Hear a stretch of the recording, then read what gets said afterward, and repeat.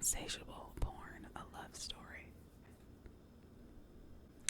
There's a look at the back, just in case you don't know who she looks like, what she looks like. That's her. I'm sure you've seen her before, but that's Asa. That's the book. Let's jump right into it. This is chapter 2. Hooking. I've hooked twice. Well, technically 3 times, but twice was with the same guy, so I don't know if it counts. The first time I went with Layla, fresh out of a long, drained circular of a relationship. It was as if she had all of a sudden stormed into the escorting business with some kind of vengeance. She even did the whole personal phone business thing. Every time I texted her in the past month, it seemed she was either on her way to a job or just leaving a job. This guy, Frederick, from Malibu, has been asking about you. He's like so fucking rich, girl. We were lying side by side in the sauna at our local Korean spa, relaxing after an anal 3-way scene. The Korean spa is our little secret getaway. No one from porn knows about it, and on its worst day, it's filled with Korean and Russian housewives who keep to themselves. This particular day was a weekday, and the sauna was empty except for us. Not that it would have made a difference if there were other people around. Layla is loud, crude, and gives a fuck about no one. Just that morning, she had mortifyingly screamed across the line at a very crowded Starbucks. Fuck Imodium. I drink coffee before anal. Normal. It was inevitable. You can only show the inside of your asshole to the world for so long before your filter ceases to exist. I wondered why she was bringing this guy up to me. She knew I wasn't into escorting. She knew I wasn't into the escorting thing. This guy, Frederick from Malibu, was notorious for seeing girls in porn. A big-time CEO of a huge, very commercial, very family-friendly company. A few people hit me up about him. He sounds gross. It was true. He had been trying to get other girls to refer him to me since my early days in porn. There's no way. He's super nice and not gross at all. He'll pay you whatever you want. Tell him $5,000 for half an hour. Thinking this was a ridiculous deal no one would agree to. I laid a damn towel over my face and we proceeded to talk shit about the potential new girl in our agency. Spegler was thinking of taking on a new Asian girl. As it stood, Layla and I were the only Asian girls in his roster. We wanted to keep it that way. He only represents 25 girls at a time, and so 3 of them being Asian would seriously dilute our market. That night, Layla texted me, "He's in. When can you do it?" Having no knowledge whatsoever regarding the world of hooking, yet feeling spontaneous, intrigued, and admittedly a little bored, I agreed to see Frederick from Malibu for half an hour the next evening, under one condition, that Layla came with me. I had no moral issue against escorting, just an irrational fear. Is it, though? Of being murdered. Two girls can take on one guy, right? Besides the prospect of making my double penetration, one dick in my butt, one in my pussy, right in a mere 30 minutes without even putting anything in my ass was too tempting. It was the length of a television show episode, not even that long, if it were an HBO or Showtime. I persuaded myself to give it a try. Layla drove. Girl, it's so easy, you're gonna wonder why you didn't do this before. I don't know, what if he tries to pull something? I brought mace, but it's fucking pink and I've never used it. Does mace expire? Shut up. We're gonna get there. Have condom sex for 10 minutes, shower, and leave. It's gonna be the easiest money you've ever made. Condom sex. Shit.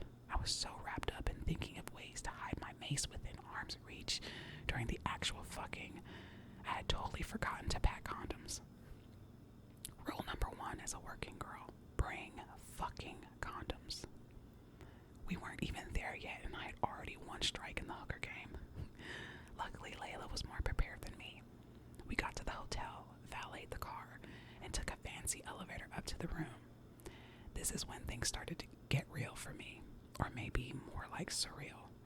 A million thoughts started racing through my head, mainly that if someone recognized us, they would for certain know what we were up to, and out us on the internet, or worse, call the cops. I turned my head down as much as I could without seeming too weird and silently cursed Layla for talking so damn loud.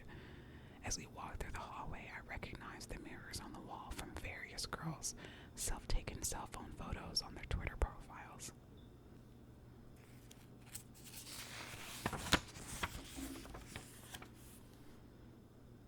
When Frederick opened the door, the first thing I noticed was that he was black. I'd been hearing about this guy for years, and in my mind, he was white. Not like it really mattered. It's just like that weird sensation when you pick up a drink thinking it's going to be water, and as the liquid hits your tongue, you realize it's Coca-Cola. Like everything you knew to be true a second ago was now questionable. Frederick was wearing a white robe, I guess with probably nothing underneath. He was much better looking than I expected, handsome even. Not old. Not young, but not old. He flashed a mouthful of expensive-looking, well-done veneers. "I've been waiting to meet you. Come in." When we entered the room, I saw he had a porno of mine playing on the TV. I was dressed up in what was porn's version of a schoolgirl outfit and fucking my teacher for extra credit. Right away, I noticed how horrible my skin looked on that huge screen. I already regretted coming. "I laid out outfits for you, girls in the bathroom," Frederick said.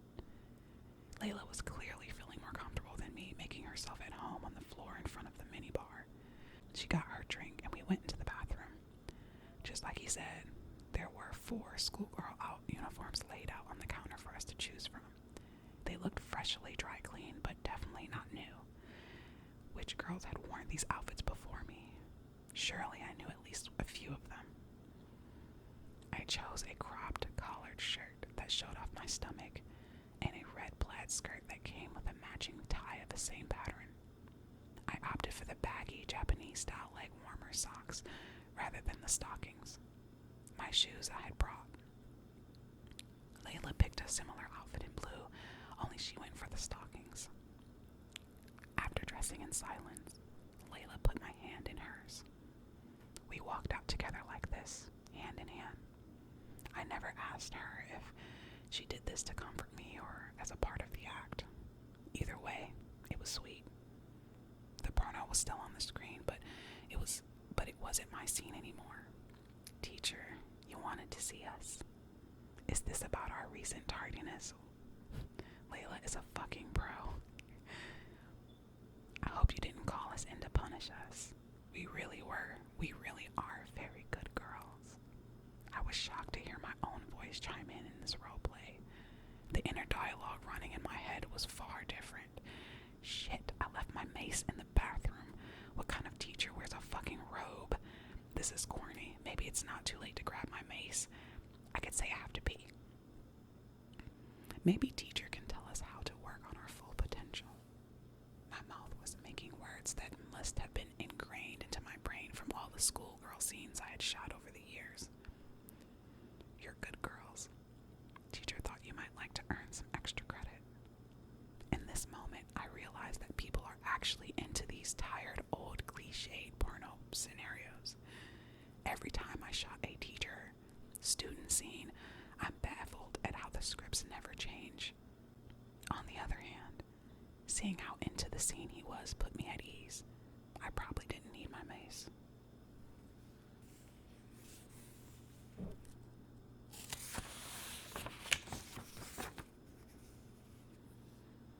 I hope my lack of enthusiasm wasn't too obvious. We bent over against the TV screen and showed off our asses. "Like this, teacher? Is this what you want? Does this make teachers cock hard? Why don't you girls kiss each other? Put on a show for teacher." Frederick sat on the sofa and stroked his stick while watching us. His cock was rock hard. I couldn't believe this cheesy half-assed act was working. With my eye on Frederick, I kissed Layla as I put my hand over on her pussy. I could tell immediately from the change in breath that it drove him crazy. And it dawned on me. Here we are, 2 girls he had been jerking off to for years. We were making this man's fantasy come true, and in his eyes we could do no wrong. Everything we did was sexy. He had been waiting for this to happen for who knows how long. was so obsessed with me that he was willing to pay for 30 lousy minutes with me. I was starstruck on myself. I was starting to enjoy this, in true porno style, as if it were second nature to us. Layla and I dropped down to our knees in sync and crawled over to him on the sofa. I took his shaft in my mouth while she took the balls. I thought about how many times he had come thinking about this moment. Often I think about the guy on the other side of the screen while I'm shooting. If I'm not particularly fond of my partner for the day, I know I can rely on the idea of the guy at home, watching, jerking off to me to get me wet, right now, right here. This was my favorite part of my job, coming to life. Teacher, I want to be your favorite student. By the time the condom was on and he put his dick inside me, I was soaking wet. I screamed like I did in the movies for him. I shook my ass. Layla and I slapped each other around, just like we had done so many times before on camera. Only this time we had a live audience. Like Layla had said, once we started fucking, it lasted about 10 minutes. Like in the scene he was watching earlier, he came on our faces. We went into the bathroom, took turns showering, got our money, and left. She was right. It was the easiest money I had ever made.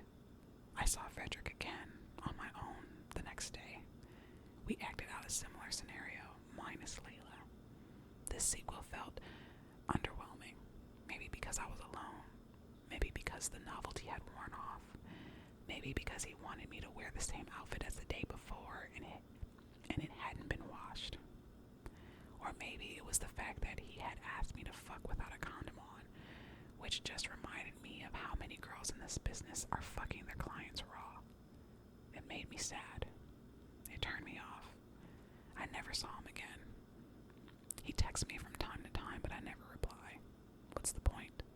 The spark I felt on our initial rendezvous had gone. I'd given the guy too much credit. Strike two.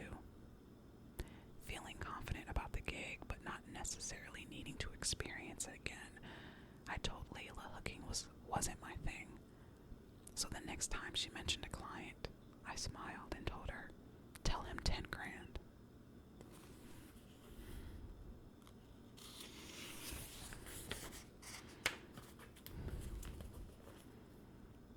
I was joking. I never thought someone would pay that much for sex. But Joe did. The agreement was that I would meet him for dinner. If I felt uncomfortable in any way, I would walk away right there with $1,000. If I went home with him, I'd get $10,000 upfront cash. The holidays were just around the corner, and it was an offer I couldn't turn down. I watch about 5 hours of porn a day, Joe confessed to me at dinner. His brutal honesty charmed me. Most people would consider this kind of thing, this kind of information you kept hitting on a first date. Then again, this wasn't a date. Like Frederick, he was kind of handsome.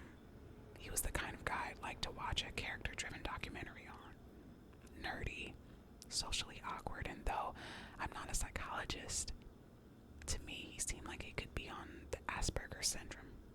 After dinner, I was more than thrilled to go back to his place.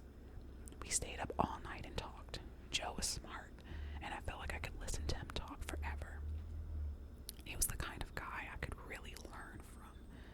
I told him I had only hooked once, half true, and we were so enthralled in conversation we didn't even get to the fucking until 5 in the morning. I think the true romanceness of it was what drew me in. After the sex, we took a nap, went out to breakfast, and I drove home. I couldn't shake him off. I was fascinated by him, his brain, the whole scenario. I romanticized the situation, fantasized what it would be like if he were my captain, save a hoe. The next week was Christmas, so my schedule was clear of shoots. Joe took me on a first-class trip to Hawaii. Everything was top-notch. The resort, our suite, our limos, everything. He worked the whole time we were there from his computer, but he had rented out a cabana for me by the pool for every day we were there. I lounged by the pool, went hiking, explored the resort, and shop with his money while he worked all day. Then we meet up for dinner, fuck in the room after, and stay up late talking. It was perfect. On the last night, we took a stroll along the beach after another fancy dinner. How much longer do you want to do porn? It was happening. The inevitable question. What it translates to is, I don't want to say it now, but eventually I will ask you to quit your job for me. Every guy I've dated has eventually brought this up. It's not a matter of if they will, it's a matter of when. I imagine what my life would be like if I were with this guy. Could I really give up this life I was living? Sure, he was rich. I'd probably never have to work again. Ultimately, though, I knew what our destiny would be. I'd been down this road before. The first step would be for me to make faraway promises I knew at the bottom of my heart I couldn't keep. Then, when the time came, I'd come to my senses and realize that I wasn't ready to give up my dream job. We'd argue, both make compromises, only to realize that our relationship would never work because ultimately I need to do what makes me happy, which is porn. We'd part ways and never speak again. We didn't fuck that night. I hardly even spoke to him after he asked that question. He knew what my silence meant. The next day, we flew back to Los Angeles. We said an awkward goodbye at the airport, and I knew I'd probably never speak to him again.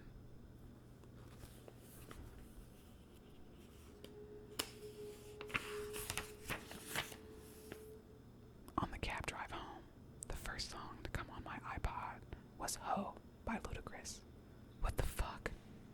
Then I remembered a joke my friend Sebastian told me a long time ago. You don't have to pay a hooker to come.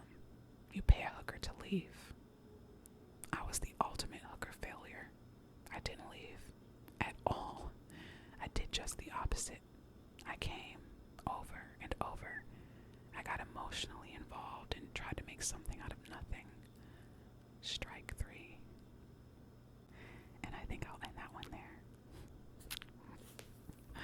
What are you guys thinking about this story so far? What do you guys think about this book? I like it. I mean, it's enjoyable to read. It's a fast read if you read it on your own. But it's very interesting if you're interested in adult work or porn or anything like that. Anyway, if you guys like that, please remember to like this channel and subscribe, because the more you like it, the more people subscribe, the more it's broadcasted to a wider